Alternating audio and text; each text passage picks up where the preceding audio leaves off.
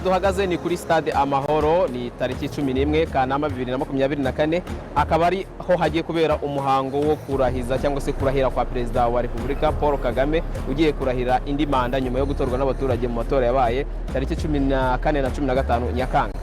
Stade agiye kurahiriramo ntabwo ari ubwa mbere kuko amaze kwirahiriramo inshuro eshatu, mu kwezi kwa 9 2003 ubwo yatorerwaga manda ya mbere nk'umukuru w'igihugu, mu kwezi kwa 9 2010 ubwo yatsindiraga manda ya kabiri, ndetse mu kwezi kwa 8 2017 ubwo yatsindiraga manda ya gatatu nabwo nyuma yo gutorwa n'abaturage.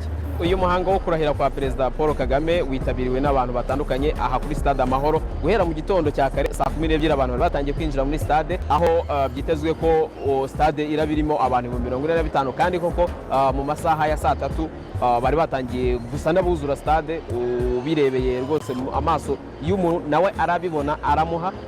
Ngira ngo kuri uyu munsi wo kurahira kwa Perezida Kagame ni umunsi ukomeye aho abashyitsi mpuzamahanga nabo baje kuwitabira, harimo abakuru b'ibihugu na za guverinoma bagera kuri 22, abahagarariye imiryango mpuzamahanga, abahagarariye ibihugu byabo mu Rwanda n'abandi.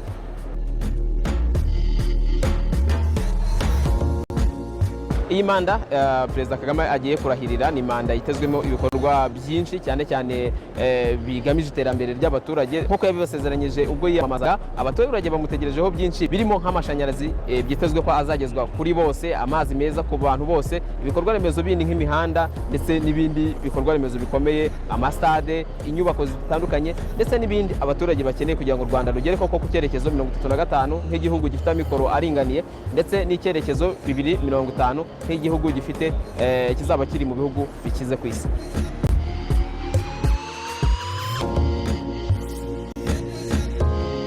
Ni iby'igiciro kuri njyewe kuboneka muri uyu muhango kurahira k'umukuru w'igihugu cyacu, biranshimishije cyane.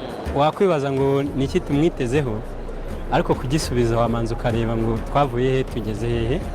Ntekereza ko ibyakozwe muri iyi myaka 30 ishize, aho byazamuye igihugu cyacu kikava ku gihugu kitari kiriho tukaba tugeze ku gihugu kizwi ku isi hose, ntekereza ko tumwitezeho ibindi byinshi cyane muri iyi manda, ko hari byinshi baba baratwemereye, amashanyarazi hose, amazi hose, imihanda, ibyo bikorwa by'iterambere n'ibyo twiteze ko bizakomeza. Naturutse mu karere ka Kirehe, umurenge wa Kirehe, akagari ka Gahama.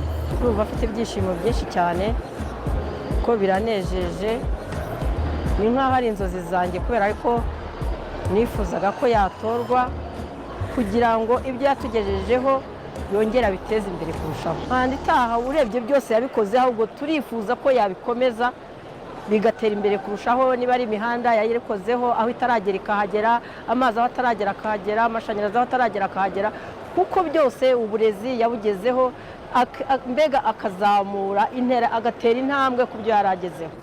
Tumva twishimye kuko ni igikorwa cyiza, ni intsinzi ku banyarwanda. Nuko icyo twarahariye kugira ngo umukandida wacu wa FPR azongere kuyobora u Rwanda muri iyi manda cyagezweho. Uyu munsi akaba ari umunsi wo kuza rero kurahirira igihugu yuko agiye kutuyobora nk'uko twifuje nk'abanyarwanda. Turifuza cyane cyane gusigasira ibyagezweho, ariko twifuza nanone gutera imbere mu bisigaye imbere, kuko hari aho tuvuye hari n'aho dushaka kugera.